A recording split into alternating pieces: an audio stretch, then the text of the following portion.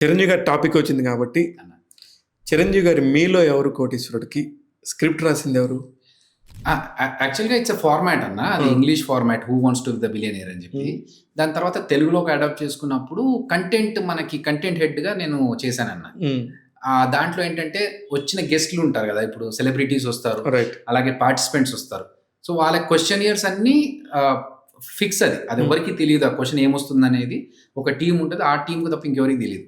Not even Chiranjeevi గారు, not even director, ఎవరికి తెలియదు. కాకపోతే ఈ ఎంటర్టైన్మెంట్ పార్ట్ ఏదైతే ఉంటుందో, వచ్చిన కంటెస్టెంట్కి వాళ్ళ బ్యాక్గ్రౌండ్ ఏంటో తెలుసుకొని వాళ్ళతో ఏం కన్వర్జేషన్ చేయాలి, అలాగే వచ్చిన గెస్ట్లతో. ఇప్పుడు వెంకటేష్ గారు వచ్చారు ఆ రోజు గెస్ట్గా.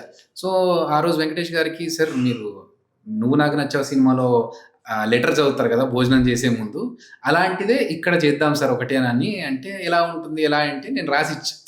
అది బాగా వీలింది ఆయనకి. ఏంటంటే ఇది ఎందుకమ్మా, అవసరమా ఇక్కడ అన్నారు. సార్ చేస్తే బాగుంటుంది అంటే షూర్ అని చెప్పేసి ఆయన దాన్ని చేసి ఎనాక్ట్ చేసి, సో చిరంజీవి గారు దానికి రియాక్ట్ అయ్యి అది మంచి పండింది అన్న. సో అలా ప్రతి యాక్టర్, వచ్చిన యాక్టర్తో, వచ్చిన గెస్ట్లతో, వచ్చిన పార్టిసిపెంట్స్తో చిరంజీవి గారు చేసే కన్వర్జేషన్స్ అంతా నేను చూసుకునేవాడిని. అది కానీ అక్కడ కూడా మీకు చాలా మంచి పేరు వచ్చింది అన్న.